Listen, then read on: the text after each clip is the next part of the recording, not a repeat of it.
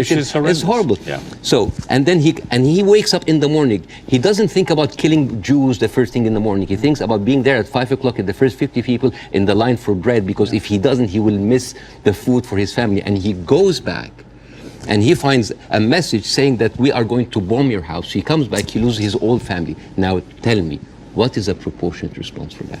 I don't know. Get Set Go is Quick Start Car Insurance. It's insane is what it is, guys. Insane. I don't know. You cannot create terrorism and then you... I don't know. They have created this. I don't know is the answer. But Bassem, let me ask you this. Hamas will have... It's true, guys. They have created, like I said, in Iraq and Afghanistan, they create the people who resentment, you know? No. When they perpetrated what they did on October the 7th, what the scale of response was likely to be.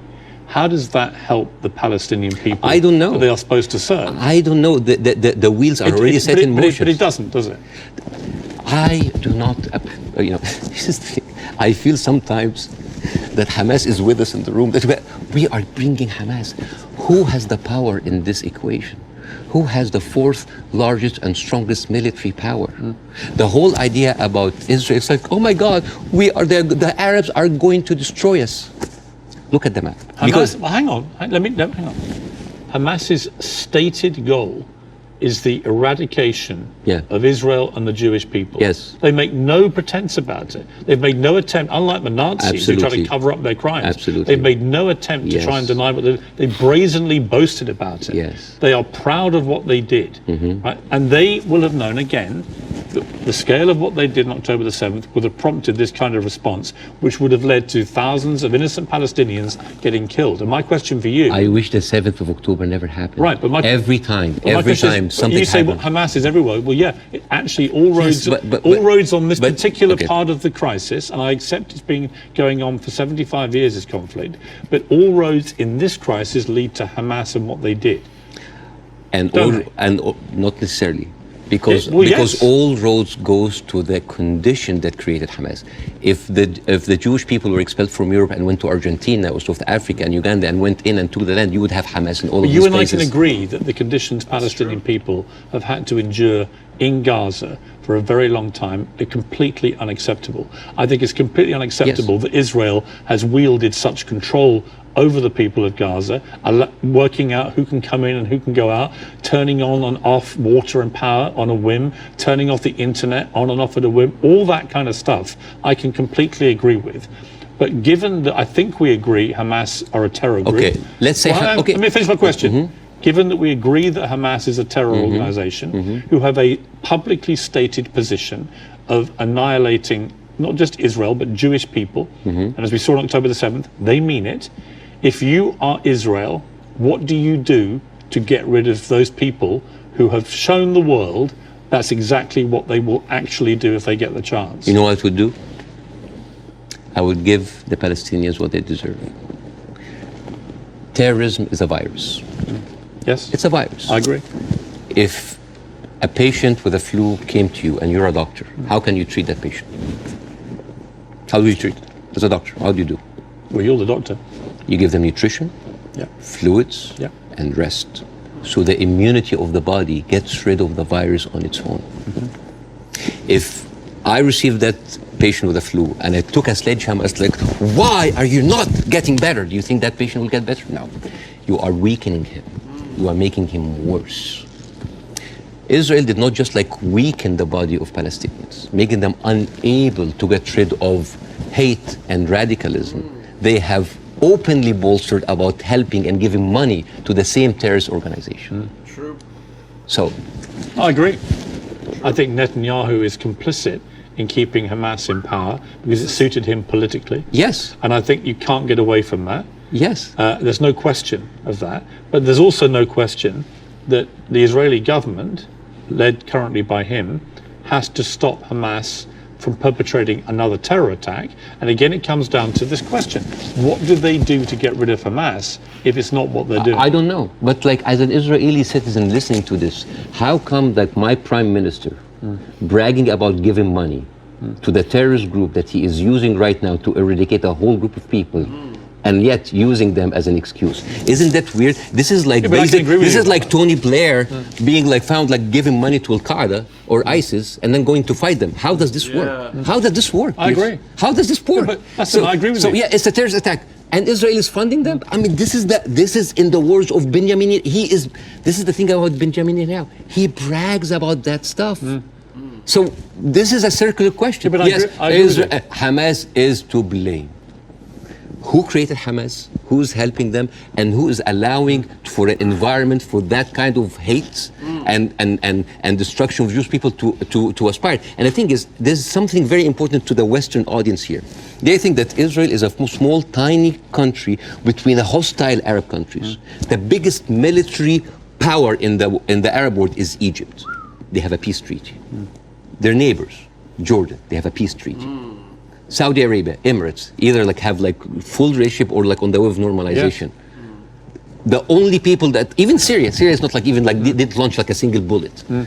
The only two crutches that Israel has is like Hezbollah and Hamas. A few militant, thousands of militant. Syria, is that really formed an existential like threat, especially if I know that over 13 years, only 69 Israelis were killed. I would say. Would that really wipe out Israel? Is Israel that weak? I think if you have two. It's a good point, guys. It's a great point. You know, is a threat really? You know, is there going to be a D-Day invasion in Egypt or something, or is there going to be a invasion in a Western country? You know, by these thousands of people. There's 1,000 people versus like one of the biggest militaries in the world, right? Two groups of people who are ideologically wedded to your destruction as a state and as a populace, and you're constantly firing rockets, as Hamas have done for over a decade now, then that cannot be acceptable.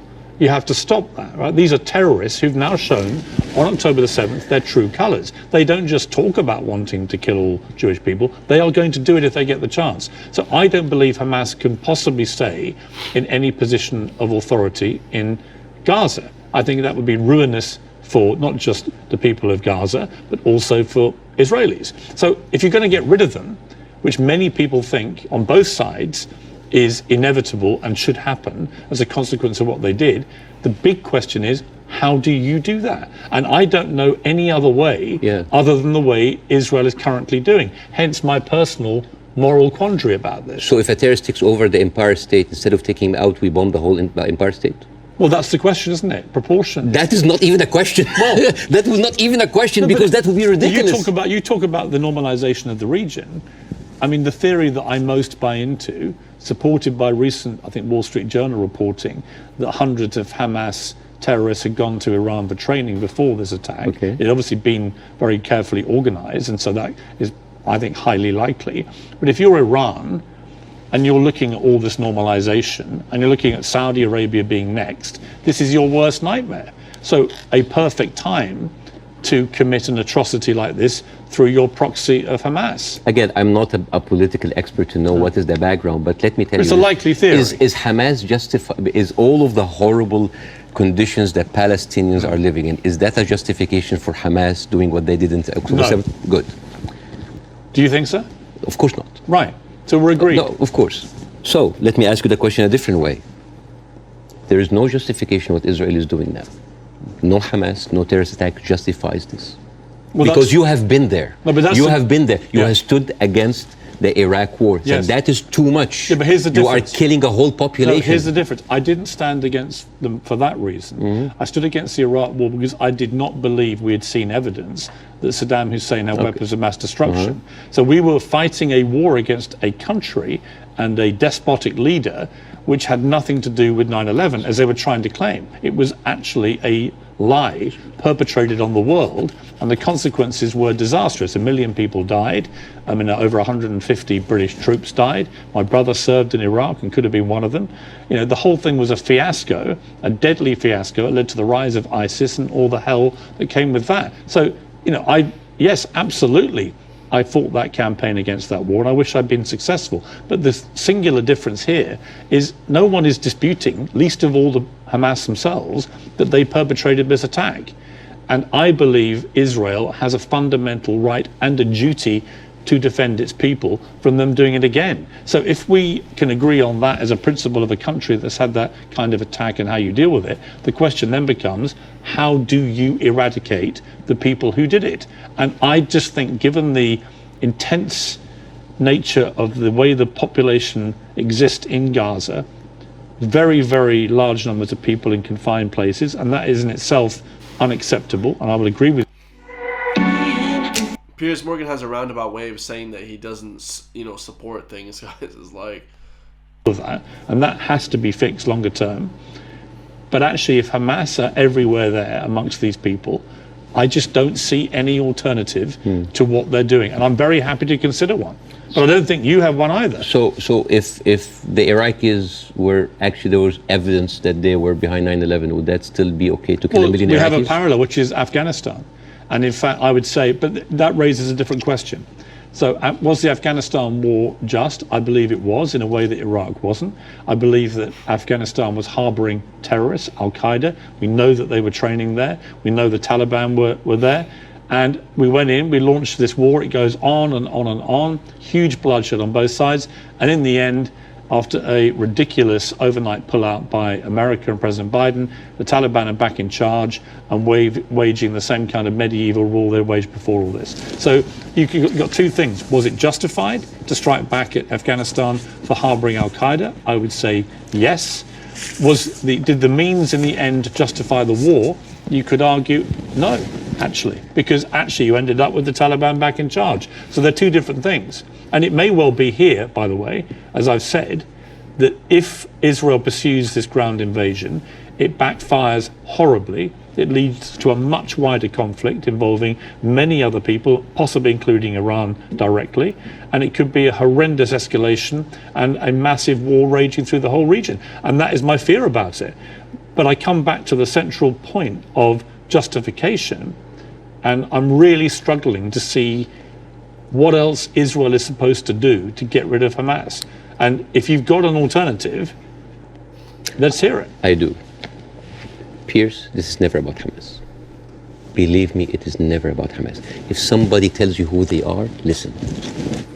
Israel has been telling the world all the time, they need to clear the Gaza Strip into Egypt. You think that's always been the plan? Always there. I mean, they have said it. They have said it many times. Why does Egypt take them? And do you think when Egypt takes them, do you think they go back? No, never. And then when they're done with Gaza, they will go back to the West Bank. They will kind of like build the settlements around them, and then until they push them into Jordan, because that is the plan. They have talked, not just Benjamin Netanyahu, everybody said like there's no state, two states. It is one state, and it's for the Jewish I don't people. think he believes in a two-state solution. Nobody believes in a two-state solution. It is one state. But nor do Hamas, obviously, and they're the ruling authority in Gaza. They don't. You see what you're comparing? It's a militant group. It's a small militant group. But they are Israel as a nation. They are the elected political leadership. They were elected in 2006, and 50% of the people in Gaza right now are under the age of 16. They were not even born. I understand. Yeah, like so. And the thing. All right. So Bassem, let's agree about that. But that's the circle state. It's Hamas, I understand. It's a circular firing squad. Hamas. I know. But okay, let's move forward. Oh yeah. Let's assume somehow we get to a place, possibly at the instigation of countries like Saudi Arabia and others getting directly involved, where you get to a place where Hamas are removed, and I don't quite see how that happens without enormous further bloodshed, but let's assume they get removed. Let's assume that Netanyahu is removed from office, which I think is highly likely just from the fury of his own people about what they see as the defensive and security failings, plus his attack on the Supreme Court already causing huge polarization. Let's assume we get new leadership in both places. Could there still be peace? Could there still be a two-state solution? No. It can never happen. No, because Israel have already shown it's not about Netanyahu. It is the policy of Israel not to give the Palestinians their seat. It has always been there. But what if you find leadership that understands? You will not. Yeah, but why are you so... You will not. Why do you not think so? Because Israel has been... But they would say the same about the other side.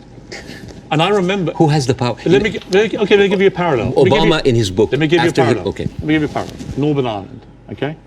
Northern Ireland appeared to be completely intractable, with the IRA and the loyalist paramilitaries trying to kill each other, in the IRA's case, trying to kill British people as well, because they did not want this to go the way that people wanted it to go. And ultimately, we got to peace because we found leaders who actually had the courage, the moral courage, to get in the room with the people that were trying to kill them and to do a deal. I don't think you can do that with Hamas. I think they're on a different scale altogether to the IRA.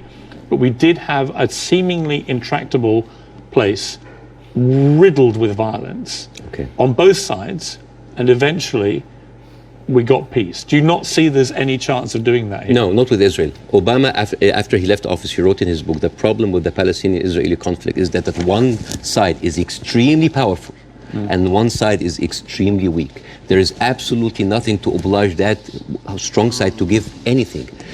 All over the years, Israel showed you many times that they are not interested in peace. Leave Gaza. Forget Hamas for a second. The West Bank. What have they been doing in the West Bank? The illegal settlements did not stop a single day. And it's completely wrong. Yeah, but the thing is, it's wrong. I agree with you. But you see what they're doing in the West Bank right now? They are creating little Gazas. They are creating little Gazas. Yeah. And until they are like squeeze them. It's completely wrong. There is a hilarious documentary called The Wanted 18. It is like an Israeli-Palestinian co-production, and it tells about the incredible story about the residents of Beit Sahur. It's a Palestinian town next to the Nazareth. And they said they don't want to depend on the milk coming from the kibbutz. So they bought 18 cows. 18 cows. And they didn't know how to milk the cows or have a cow farm. So they were like engineers and doctors. So they sent people to kind of like to learn how to do the farm. So they bought the cows and they started to produce milk and they started to sell the milk to the villages. The Israeli authorities were not very comfortable. So one day the military government came in and said, like, those cows, and I quote, constitutes an existential threat to the national security of the state of Israel. You need to get rid of them. And the movie goes about like the hilarious attempts of hiding those cows between the butchers and the houses. I love Bassem, guys, because he's able to bring like some humor into it. You know, Piers Morgan's just a depressing dude, boring as hell. And in one scene, a cow is actually running and the Israeli soldiers are like running behind it and they corner it and they're about to kill it. And you know what did the cow say? You didn't fall for this, cows don't speak. Yeah! But you know, it actually said something. You know what did it say? It said Hamas. But anyways. But you see, this is the ideology. I think that's the first time Piers laughed. Of the Israeli ruling party. They are not interested. They're not even allowing you to get your own cows. I mean, I want to discuss something that is very important because we have been talking about Israel being a democratic state, a secular state for all of its citizens, including its Arab residents, right? Yes. Wrong. 2018, there was a resolution that was offered in the Knesset that say that Israel should be a state for all of its citizens. That seems basic, right? That resolution was not even allowed to be discussed. It's like, wait, why? And the rebuttal was, Israel being the state of all of its citizens would threaten the character of the Jewish state. There is, I have a friend of mine, his name is Andrew. He's Palestinian Christian, they do exist. And his family comes from a town called Tarshiha. As many Palestinian towns, these would like, you know, had another Israeli town called Kafar Vradim. It is a left-leaning town. They voted against Netanyahu by 70%. And they announced an auction to sell houses. And then they noticed that most of the applicants were Palestinians. They canceled the auction. Why? Because in each Jewish town, there is something called admission committee that can decide who can live in this town. Sounds like Jim Crow for me. And then they canceled. And you know what they say in the reason? They say, Kafar Vradim welcomes all citizens of Israel, despite their race, gender, or color. However, the majority of the town would like to preserve the character of the town as being Jewish, Zionist, and secular. How does this go together, secular and Jewish aside? You know, and this brings me to this picture. This is a very famous picture. You know, remember this picture? I'm sure you've seen it. Yeah. This, for the people who don't know, this from San Augustine, Florida, 18th of June, 1964. This was a white-only motel. And these are black. On Saturday, the 4th of November. This is powerful, huh? activists who wanted to defy the law and jump into the hotel. This guy, he's the owner of the hotel. His name is James Brooke, and he was pouring acid to scare them out of the hotel. His neighbor said that James Brooke was a victim because he was just following the law.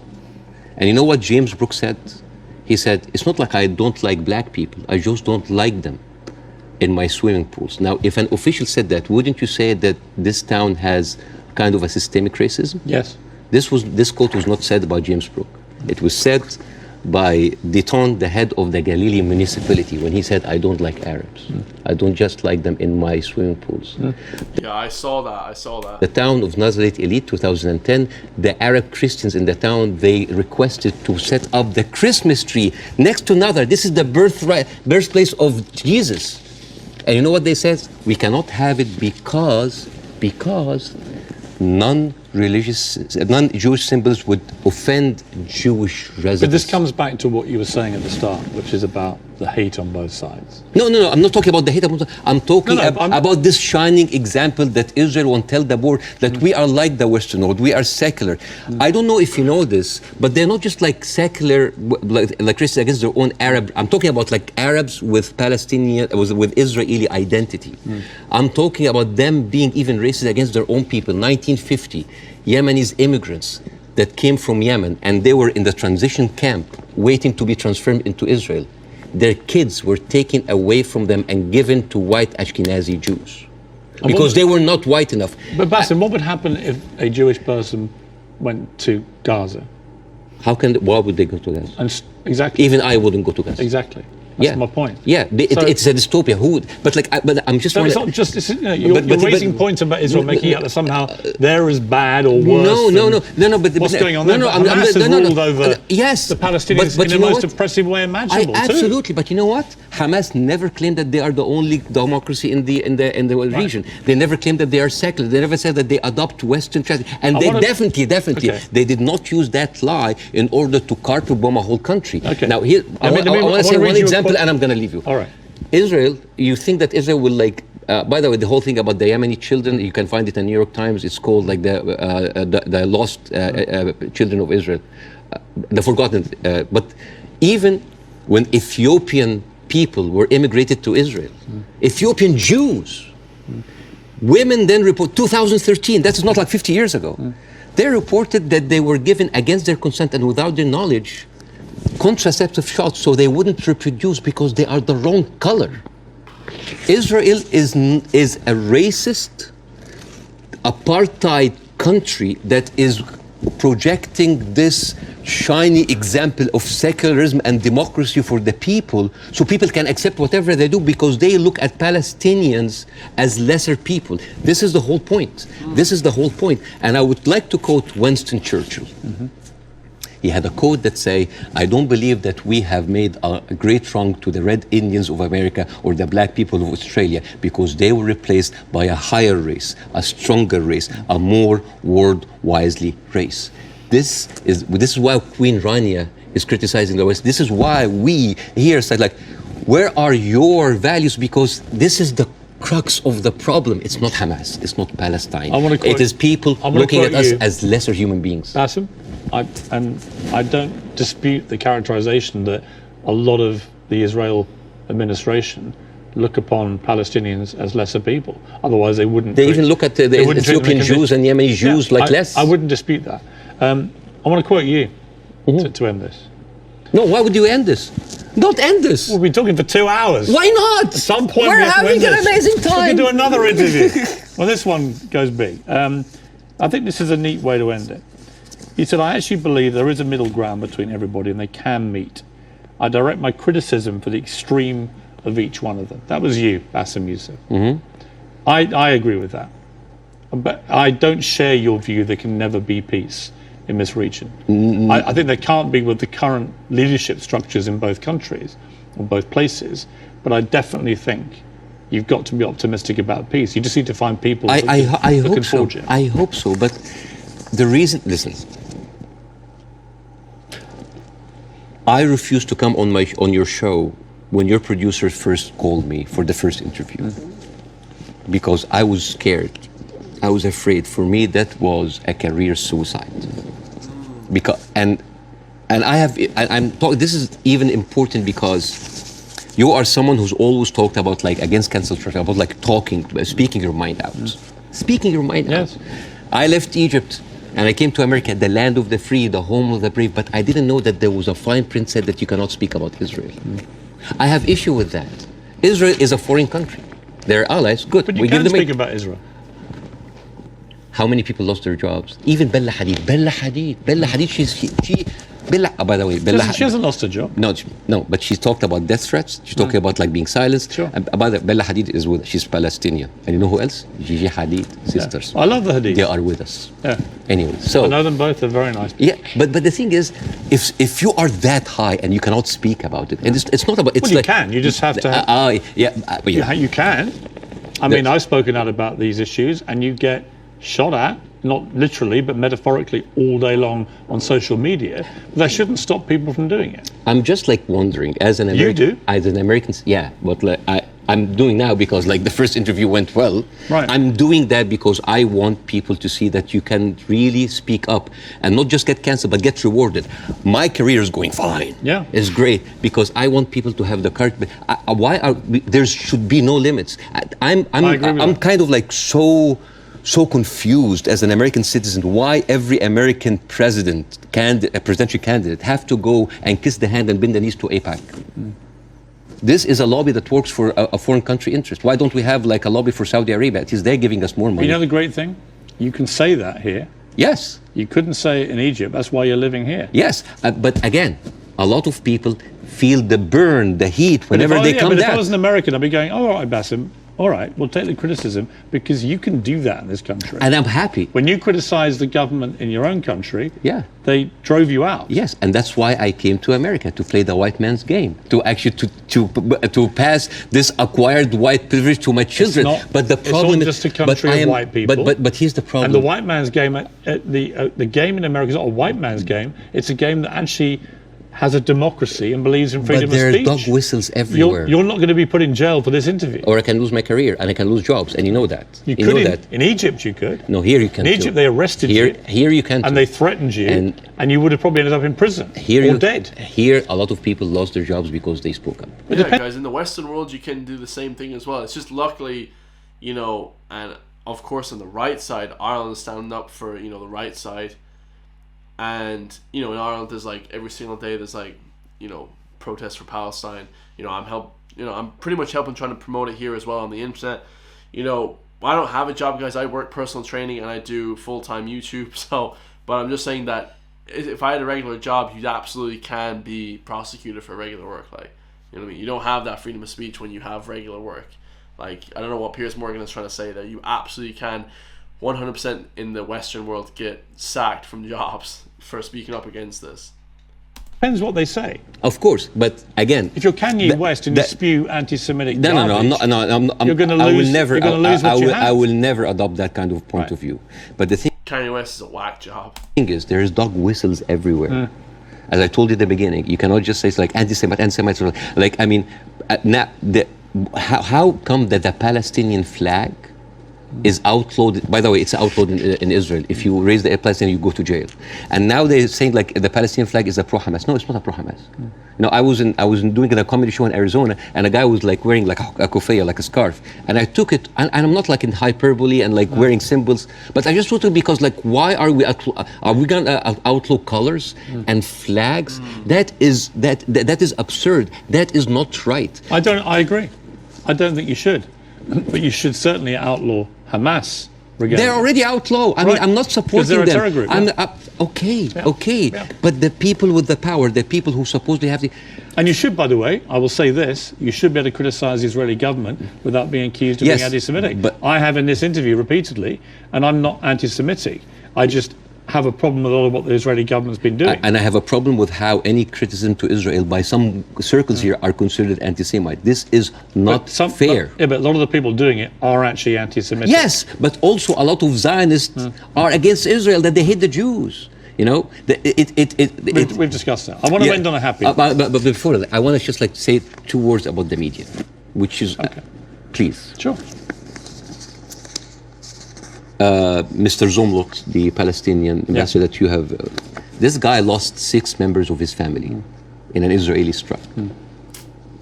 And when he went on like some British news thing, he sat down and the lady told him, it's like, we are very sorry for your personal fault. I'm sure you don't condemn the killing of Israeli civilians. What? In the same moment. There's another girl like called Yara Eid. She was like on Sky News. And the girl was like crying, like, I lost 30 members of my family, 17 of them are children, I lost my best friend. And then, what did you think would happen? Forget about empathy. I think a lot of people... What about manners? Well, I think you have to start... I've said this repeatedly. You have to start from a place of humanity. You have to look at what happened on October the 7th and feel utterly outraged and disgusted for the loss of human life. Yeah. And you also have to feel that for what's happening in Gaza to innocent people. But if you can't feel both for both sets of people, both sets of innocent people being killed, if you can't feel a sense of despair and horror over their deaths, you don't have any humanity. Believe me, Piers, it's not really about that. There's a deep sentiment in the Middle East, in Arabs, that the West do not look at us as equals. Well, you know what? So what I did, I went to the machines. Yeah. And I asked ChatGPT simple questions.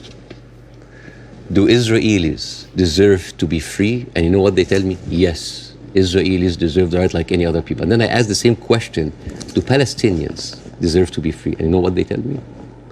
It is complex. It is a sensitive issue. Well, it's not complex. It's not sensitive. The Palestinian people should be free. Yeah, but even the machines have... Let me finish. And they should have exactly the same rights to freedom and freedom of expression and a way to lead their lives and to water and to power and to internet that Israelis have and we have here in America and we have back in my home country of the UK. And I want that for the Palestinian people. We've got to end it there. Okay. Mainly because I've worked up a hell of a hunger in 2 hours of interview and you have brought your wife's cooking. So tell me again how I do this. Okay, so basically... Piers Morgan's still a twat, guys. A piece of this. You put it in the olive oil. Yes. Which is from the West Bank. Yeah, from the West Bank. And then a little bit of this. Yes. Like that? Yes, yes. This is like amazing oil coming from the olive tree. This has come from the West Bank. Since 1967, Israel have actually uprooted 800,000 olive trees, just to... That is absolutely delicious. I know. Please thank your wife for me. Thank you. Wish her all the best and her family, particularly those who are obviously in Gaza. It's been great to see you. Thank you so much. In America. Let's do it again. Let's do it again. Let's keep talking. Yes. I honestly think the way through this is people keep talking. Yes. Good to see you. Thank you so much. Yeah, Piers Morgan is still a, IDIOT, but at the same time, guys, great interview. Like I said, like that was one of the best interviews I've ever seen. If you guys are still here at the end, I absolutely love you all. Hopefully, they spotted some good points there. I really liked a few good points there. Like I said, guys, I already got 4.5 million views in 18 hours. Hopefully, I can upload this one tonight. I love you guys all. You know what I mean? Keep strong, and I love everyone, guys. I love the support that I get in this channel for everyone. It's sad to see what's happening. But yeah, hopefully we can get through this, guys. I love you guys all, and I'll see you all in the next one. Peace.